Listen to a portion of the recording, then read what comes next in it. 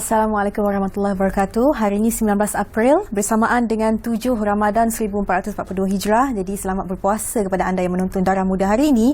Dan hari ini kita akan bercerita mengenai masalah orang muda mengenai keuangan. Bukan tiada wang, tapi bagaimana nak mengurus wang yang ada agar kita memastikan kita tidak terjejas dalam masalah keuangan. Dan tambah pula hari ini kita berdepan dengan pandemik COVID-19, dengan situasi PKP. Ada dalam kalangan belia yang mungkin tiada pekerjaan, menganggur dan sebagainya, agar kita tidak terjerumus dalam krisis keuangan yang akhirnya membawa diri kita kepada kancah kesusahan. Dan hari ini dengan topiknya keuangan belia terjejas, saya bersama-sama dengan seorang wanita yang akan berkongsi mengenai topik keuangan, iaitu Puan Shazma Juliana Abu Bakar yang merupakan Ketua Penyelidik Ekonomi dari TA Securities. Selamat datang Puan Shazma. Terima kasih. Baik, kalau tadi saya bercakap tentang orang muda ni bukannya tak ada wang, tapi mungkin tak reti nak urus wang. Jadi bagaimana Puan Shazma melihat situasi realitinya keuangan anak muda belia di Malaysia hari ini? Okey, sebelum tu kita kena lihat pada apa objektif kita. Sama ada benda yang kita nak tu adalah keperluan ataupun kita punya kehendak. Sebab saya lihat belia sekarang ni kita banyak peer pressure. Maknanya kalau rakan-rakan sebaya tu orang ni ada satu benda yang mahal, berjenama, kita pun nak ada. So kalau kita pandai beza antara keperluan dan kehendak, kita taklah terjerumus kepada lebih belanjaan daripada pendapatan kita. So apa yang saya lihat, bila dah berbelanja banyak ni, terutama kepada golongan belia yang baru mula bekerja, mereka mula menggunakan macam kad kredit. So akan ada satu tahap baru mereka realise yang kita dah hutang terlalu banyak ni. Sebab kalau melihat pada statistik daripada Bank Negara, kadar hutang household debt to GDP, kadar hutang pendapatan isi rumah kepada KDNK negara ada 93%. Bermakna kalau you berpendapatan RM1,000, 93 tu you berhutang dengan orang. So kita ada pecahan 7% dia. Lagi tu? Itu you punya income lah. Okay. Tapi you punya hutang ni kadang you kena tengok. Kalau hutang itu hutang yang memberi kepada kebaikan, contohnya hutang rumah. Itu tak apa. Tapi kalau you hutang kredit card, itu adalah sangat membimbangkan lah. Sebab tu saya kata bergantung kepada kita punya keperluan ataupun kehendak. Baik. Jadi tadi sebut tentang peer pressure tu. Itu antara dilema yang dihadapi oleh anak muda terutamanya. Tengok kat social media, kawan ni beli ni. Kawan ni buka puasa dekat sini dan kita nak ikut. Jadi pada pandangan Puan Shazma selaku Ketua Penyelidik Ekonomi, ekonomi belia hari ini bagaimana nak urus sebaiknya? Dah dapat gaji, terutamanya fresh grad, baru dapat gaji ni kan? Ada tak pecahan-pecahan bagaimana ni, berapa persen pergi kepada simpanan ke dan sebagainya? Kalau tengok pada basic rule of thumb lah yang kita belajar dulu kat sekolah, sepatutnya bila kita dapat gaji, 10% daripada gaji yang itu kita kena asingkan awal-awal untuk kita punya savings lah kan. So kena kuat lah mental tu kadang-kadang. So pada saya simpanan ni bergantung kepada objektif masing-masing. Kalau you punya objektif, contohnya you nak ikut umur, bermakna you tahu you takkan boleh menyimpan 10% daripada you punya pendapatan, tapi you tahu you ada KWSP, simpanan hari tua kan. So you ada goal, you ada matlamat, you kata kalau start mula bekerja, simpanan kan KWSP kena ada contohnya lah RM10,000. Bila umur saya 40, I nak sekurang-kurangnya kena ada RM500,000. Sebab EPF dah kata, bila kalau study diorang kata, bila kebanyakan daripada orang-orang ni bila diorang tidak bekerja, umur 55 ke 60, simpanan kurang. So you kena ada mindset. Umur 45 you kena ada banyak mana, you kena ada goal, mesti melebihi daripada saran simpanan yang dicadangkan oleh KWSP. Itu salah satu cara. Satu lagi, katalah you ni tidak bekerja, you tak ada KWSP, macam mana you nak ada matlamat macam tu? So saya tengok ramai je orang buat, satu hari kita kena simpan RM10, yang orang duk kumpul duk RM10, duk RM20. Boleh je sebenarnya. So dia tertakluk kepada kita punya mindset. Kalau you rasa you boleh buat, sebenarnya you boleh. Nak takluk kepada mindset itu. Dan mindset tu maybe perlu ada ilmu pendidikan dalam pengurusan keuangan. Jadi pada pendapat Puan Shazma, pendidikan keuangan kepada para belia ini nak dipupuk itu bagaimana? Saya rasa kalau ilmu pengurusan kewangan ni selalunya bermula daripada sekolah. Sekolah. Yang kedua, daripada rumah. Kalau you belajar di sekolah, saya rasa kalau you tanya setiap orang, secara teori semua orang akan tahu you kena simpan, you kena simpan, tapi kenapa you tak buat? Sebab you tengok dalam kalangan isi rumah you, mungkin you tak nampak, atau mungkin you tiada paksaan daripada mungkin parents tak ada macam kata bulan you dah simpan banyak, ada je macam tu. Yang ketiga, you tengoklah macam kita berbalik pada peer pressure tadi lah.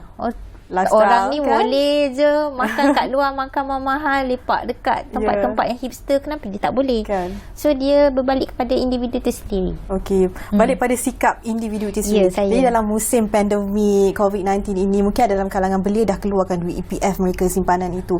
Jadi cabaran untuk urus duit ketika pandemik ini, supaya ada duit tapi kena ingat untuk masa depan juga. Okey, dia tertakluk pada dua. Katalah you ni terjejas daripada pandemik COVID-19 ni. Dulu you bekerja, sekarang you tak bekerja. So you kena berfikir dengan lebih kreatif. Macam mana cara untuk you dapat duit? Sebagai contoh, katalah you graduan kejuruteraan. Tak semestinya bila you graduate kejuruteraan tu you kena jadi jurutera. So you kena jadi kreatif, sebab saya rasa kerajaan banyak bagi panduan, inisiatif, landscape, macam mana cara. Banyak je saya tengok graduan dia dah mula perniagaan secara kecil-kecilan yang mana berlandaskan kepada gig ekonomi, digital ekonomi. You masak kat rumah dan you pasarkan melalui social media. Boleh je sebenarnya. Dan saya kata you kena kreatif, tidak terlalu bergantung kepada subsidi kerajaan, tidak terlalu bergantung pada mindset macam saya kata, kalau you graduan kejuruteraan you kena jadi jurutera. Tak semestinya. Jadi sebab tu dalam musim COVID ni dia ada terma belajar lain, kerja lain. So maksudnya tak semestinya apa yang kita belajar akhirnya kita kerja yang itu. Dan kalau tengok di waktu COVID ini, kebanyakannya yang menganggur. Mungkin Puan Syazma boleh kongsikan statistik pengangguran dalam kalangan belia secara spesifik. Okey, selalu saya tengok dalam surat khabar dia highlight kadar pengangguran. Kalau kita bercakap pada seluruh kadar pengangguran secara menyeluruh di seluruh Malaysia, dah menurun. Dulu tak silap saya masa PKP lebih 5%, sekarang ni dalam 4.8, 4.9. Bank Negara kata untuk pada tahun 2021 kadar pengangguran dianggarkan dalam lingkungan 4% ke 5%. Belum lagi kepada paras sebelum COVID-19. Sebab sebelum COVID-19 kita punya kadar pengangguran 3.3, 3.4, 3.5. Tapi you tak boleh tengok pada situ, you kena tengok pada dia punya details.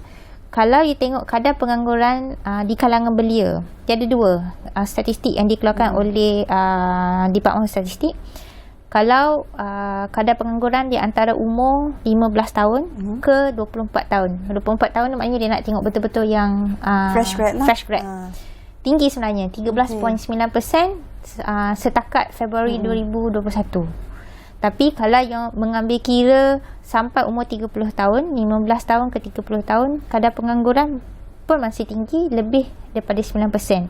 Double daripada kadar pengangguran yang kita tengok secara purata bagi seluruh rakyat kan, yang maksudnya dari umur 15 hingga 24 tahun itu paling tinggi sebab fresh grad kan. So, kalau kita boleh kaitkan dengan inisiatif kerajaan jalankan dalam Penjana Kerjaya, place and train. So pada pandangan Puan Syazma, apa yang seharusnya fresh grad ni lakukan bila dia dah habis grad? So dia tahu the next dah baling topi graduasi kan, nak buat apa, nak kerja apa supaya ada duit nak to survive in life. Dari segi inisiatif yang dijalankan oleh kerajaan, kerajaan kata kita sejak tahun 2002 tak silap dia ada program sepanjang hayat yang mana katalah you graduate je, you keluar daripada universiti, lepas you baling-baling topi tu you dah cari kerja 3 ke 6 bulan still tak dapat kerja, so you pergi join program ni. Dia ada banyak program yang ditawarkan yang mana program ni akan melatih you daripada you tak tahu apa-apa, you akan jadi separa mahir, ataupun daripada separa mahir you akan jadi mahir, ataupun katalah you dah mahir dalam satu bidang tertentu, you sepatutnya mahir dalam bidang yang lain, yang mana you boleh dapatlah dua benda dalam satu masa. So bila you masuk kerja, sebab persaingan sangat sengit di kalangan graduan, tak semestinya you kena bersaing dengan graduan saja, you kena bersaing dengan golongan yang mungkin orang tu dah berhenti kerja, lepas tu dia nak cari kerja balik. So persaingan sangat sengit. So you kena tunjuk pada majikan yang bahawa you ada value added, you ada skill yang lebih, kemahiran yang lebih, yang menyumbang kepada sumbangan lebih kepada majikan tu berbanding dengan orang lain. So kena highlight diri kita lebih sikit lah. Okay, so pada pandangan Puan Syazma pula, nak bagi belia hari ni ada confident level bahawa dia boleh buat walaupun dia zero macam cakap tadi, program pembelajaran sepanjang hayat ni, daripada kita tak ada apa-apa kemahiran tu sampai kita boleh buat benda tu. Jadi kenapa pentingnya pendekatan secara holistik tu? Okey, bila kita cakap pendekatan secara holistik, kita nak pastikan tak ada golongan yang tertinggal. You duduk kat luar bandar, you duduk kat kampung, you OKU, you whatever lah. Maksudnya di luar bandar pun cover juga? Ya, semua. Okay. That's why kita panggil pendekatan secara holistik. Maknanya pendekatan secara menyeluruh. So, tak ada golongan yang tertinggal. So, bila dah jadi macam ni, baru you boleh... Okay, sekarang ni you kena ingat, matlamat kerajaan ni, matlamat negara ni, kita nak jadi negara membangun. Patutnya kalau ikut sasaran awal, sebelum COVID-19 ni, sasaran kita tahun 2021 ke 2022, kita dah jadi negara membangun. Setaraf lah dengan mereka syarikat semua tu kan. Tapi sebabkan COVID-19 ni, paling awal saya rasa pun dalam 2024-25. So untuk kita pergi mencapai ke arah taraf negara membangun, so you kena upbring you punya value, you kena tunjuk you punya kemahiran. Macam kita cakap tadi, daripada separa mahir kepada mahir, you akan jadi dengan lebih mahir. Satu lagi yang saya pada pandangan saya lah, kalau orang tu cuba berbahasa Inggeris, majikan selalu pandang lekeh tau. Kalau you tak kurang pandai, try nak cakap salah grammar. Salah grammar. So jadi orang tu jadi demotivated. Yes, low confident terus. So kalau tengok pada negara lain macam Jepun, diorang cakap English pun kadang-kadang grammar pun tak betul juga. Tak ada pun orang macam memperlekehkan dia orang kan. Jadi kenapa kita rasa kita punya budaya. Okey, jadi budaya downgrade orang yang mungkin tak ada kemahiran nak speaking English secara That's why you kena ada tu. satu yang you boleh rasa proud. Bila you cerita dengan orang pasal diri tu, you are selling yourself. You jual diri you. Okay, I ada satu kemahiran yang orang ni tak ada. So you better ambil I bekerja. Okay. Lepas tu tak semestinya kita nak bekerja dengan orang, ataupun kita boleh je buka company sendiri. Sebab kita rasa macam kita boleh buat benda tu sendiri, tak perlu dengan pertolongan orang lain. Boleh je sebenarnya. Okay, jadi mengapa belia hari ni, fresh grad terutamanya, perlu tambah skill, upgrade skill mereka untuk relevan dengan pasaran kerja industri semasa ni? Macam saya cakap, persaingan sekarang sangat sengit. Ekonomi sangat mencabar. So you kena bersaing dengan bermacam-macam orang, dengan fresh graduate, dengan graduate yang dah lama, mungkin 2-3 tahun mencari kerja tapi masih lagi tak dapat kerja. Ataupun macam saya cakap tadi, orang tu dia dah ada kerja, lepas tu dia berhenti for whatever reason, lepas tu baru nak cari kerja balik. So persaingan sengit, tapi ada satu atau dua je position tu. So macam mana nak dapat? Takkan you nak rebut, bukan you macam you pergi perang, you lawan pedang kan? Tu tak ada kan. Tapi you kena tunjuk lah, you have to self-assert.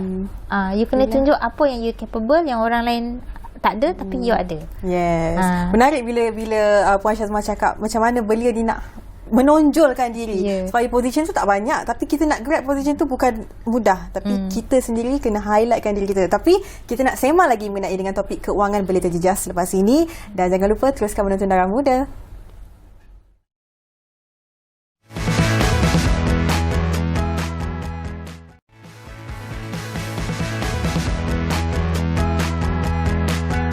Bertemu kembali dalam Darah Muda dengan topiknya keuangan belia terjejas. Ada persoalannya di situ. Okey, tadi Puan Syazma share tentang bagaimana belia fresh grad terutamanya kena menonjolkan diri. Jadi antara salah satu, kalau kita lihat kerajaan melakukan pelbagai inisiatif, Penjana Kerjaya misalnya. Jadi apa lagi usaha kerajaan untuk menangani isu pengangguran di Malaysia ni? Okey, macam tadi saya dah mention, kita ada program sepanjang hayat yang mana pada saya terpulang pada individu tu, you nak rebut peluang tu ke tak. Kerajaan dah bagi you satu panduan, tapi kalau you tak nak lah kan. Tapi kalau you nak lah. Kemudian kita tengok pada inisiatif kerajaan dari segi yang dah diumumkan dalam pelan-pelan penjana sebelum ni. Kita ada bantuan sara hidup. Maknanya kalau you dulu ada kerja, lepas tu you tak ada kerja, you ada dapat bantuan inisiatif kerajaan. Kemudian kita ada moratorium bersasar. Dulu dia blanket untuk semua orang tahun lepas, tapi sekarang ni kita tengok pada kes. Itu kita panggil moratorium bersasar. So saya rasa dari segi kerajaan dia dah buat banyak sangat inisiatif.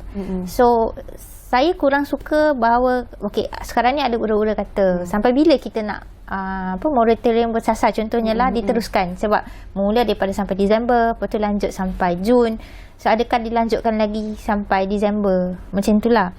So saya kurang suka dengan idea tu, sebab pada saya dalam bahasa kasarnya ia akan jadi naik lemak. Oh, asyik bagi. Minta je bagi. Ya. Bukan, maknanya hutang you akan sentiasa bertambah. Okay. Macam saya cakap tadi, kadar hutang isi rumah kepada KDNK negara 93%. Sangat tinggi. Sebab apa sangat tinggi? Dulu dia, tak silap saya, sebelum pandemik dalam 83% macam tu. Jadi kenapa boleh meningkat pada 93% ni? Sebab kita tak boleh bayar hutang lah. So hutang you takut banyak tu masih lagi tinggi, you tak payah bayar. Pendapatan you belilah benda-benda lain. Macam saya kata, kadang-kadang orang mengutamakan kehendak daripada keperluan. So sampai bila? So saya lebih suka kerajaan, you instead of you bagi pendekatan yang macam saya katalah, meneruskan moratorium, you meneruskan bantuan sara hidup. Bukan tak boleh, tapi untuk golongan yang benar-benar memerlukan. Dan instead of you bagi cara macam ni, you sepatutnya tolong orang-orang yang kurang berkemampuan ni untuk menjadi orang yang lebih baik. So berbalik semula kepada program sepanjang hayat ni. Kenapa orang ni dia tak nak mendaftar dalam program tu? You kena ambil tahu juga. Mungkin sebab orang tu tak tahu, ataupun mungkin dia kata jauh. So saya rasa lebih baik you macam mana nak cakap, you meningkatkan kemahiran individu atau belia tersebut daripada you bagi bantuan macam tu je. Okey, jadi dengan bantuan, dengan inisiatif yang kerajaan beri, adakah pada pandangan Puan Syazma belia salah guna kerajaan bagi pelbagai kemudahan ini? Okey, salah guna ni macam saya cakap lah, again berbalik kepada keperluan versus kehendak. Kalau you rasa you mengutamakan kehendak you daripada keperluan, so you mungkin akan salah guna, you abuse the system. Maknanya kita ambil contoh yang mudah lah, moratorium bersasar. So you tak payah bayar hutang, you tak payah bayar duit rumah, you tak payah bayar duit kereta. So duit tu sepatutnya you simpan. Sebab kalau ikut pada trend yang sebelum ni, sama je. Sebab katalah you kena bayar 300 untuk rumah, 300 untuk kereta, so you dah ada 600 simpanan sepatutnya, betul tak? Sepatutnya lah. Tapi 600 tu you tak simpan, you pergi belanja. You buat benda lain lah kan. So kenapa?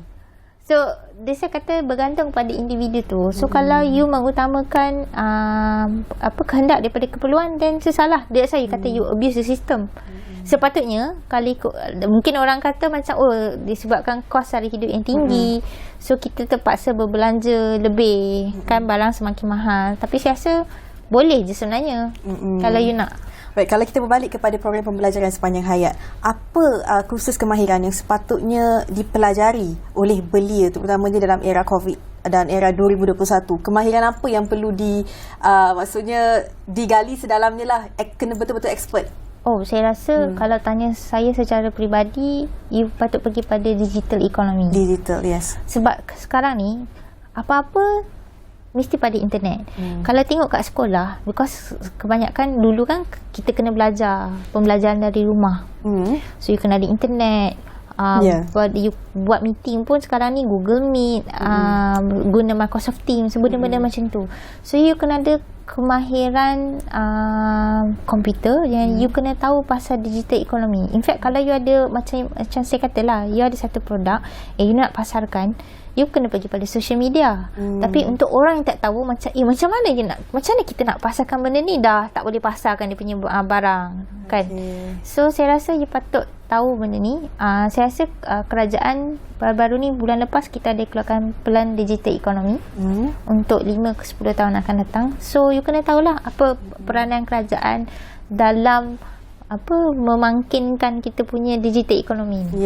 Perlu means belia hari ini maksudnya expert lah dalam digital economy. Walaupun tak tahu, tapi sedikit demi sedikit kena ada ilmu itu. Nak kata expert tu taklah kau semua orang expert tu macam semua orang nampak pandai lah. Tapi saya rasa kita bermula dengan sikap ambil tahu.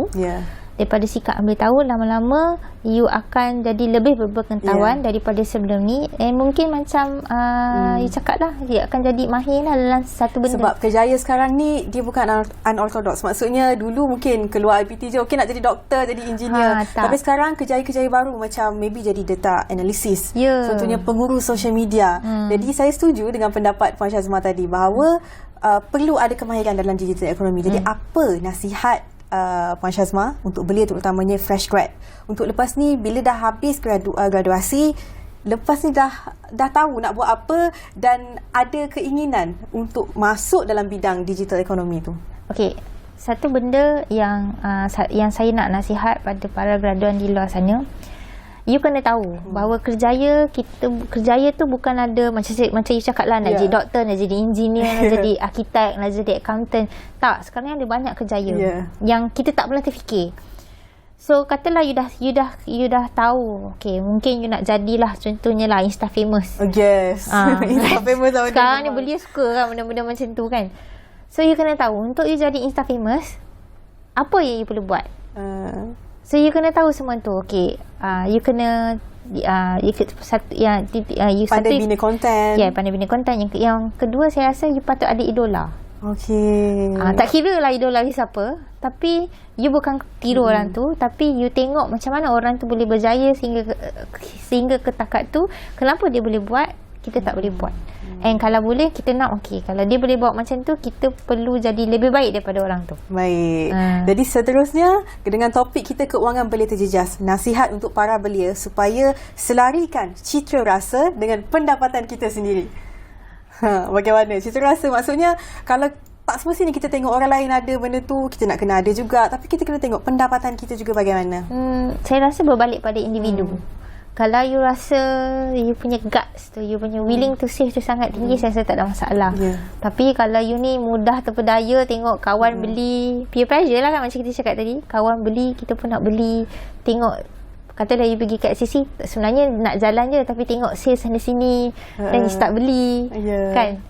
So berbalik kepada individu, objektif masing-masing. Terutamanya sekarang bulan puasa, pergi bazar Ramadan, semua benda nak beli, nak kontrol diri tu, ya Allah, dengan nafsu je. Bazar Ramadan, katalah you nak beli baju raya. Baju raya bukan yang kita boleh pergi ke mana, setakat ni tak boleh rentas negeri, bukan. Tapi baju raya nak kena 20 macam tu. Kalau boleh semua colour ada, macam tu lah. Okay. Dan mungkin di akhir minit ini, akhir sekali adalah pesanan anda supaya setiap belia mengambil berat tentang situasi keuangan, sebab at the end of the month kita yang kena bayar bil dan sebagainya, dan tak nak di hari tua nanti kita akan tertanggung dengan beban hutang yang banyak. Saya rasa macam ni, you belia ni, satu yang saya lihat, diorang ni berfikir dalam jangka masa pendek. Bila saya kata jangka masa pendek, pada diorang macam esoklah fikir, kalau nak cakap pasal masa hutang, boleh kot. You tak fikir sekarang masa depan tau. Masa depan tak. Bila kita cakap pasal depan, dia bukan cakap pasal 5 ke 10 tahun. You kena fikir lagi 20 tahun. Umur you 40 macam mana, umur you 50 macam mana, umur you 60 macam mana. So takkanlah umur you 60 you masih lagi nak dengan pendapatan macam tu. Sebab tu saya kata, saya lebih suka kita ada sasaran atau objektif. Umur you 40, you kena ada simpanan sebanyak berapa. Tak kira lah simpanan you dari segi KWSP ke, simpanan you dalam bank ke, simpanan you dari segi insurans ke, tapi you kena ada sasaran. Baik, jadi setiap manusia kena ada sasaran daripada segi perusahaan keuangan mereka. Jadi saya rasakan apa yang Puan Syazma kongsikan mengenai dengan pengurusan keuangan dah cukup untuk para belia tahu bagaimana nak urus wang mereka. Jadi terima kasih kepada Puan Syazma. Puan Syazma Juliana Abu Bakar yang merupakan Ketua Penyelidik Ekonomi dari TA Securities. Dan kepada anda, selamat berpuasa dan patuhi SOP, dan bagi yang belum mendaftar vaksin COVID-19 boleh daftar di aplikasi MySejahtera. Untuk itu, Assalamualaikum dan salam sejahtera.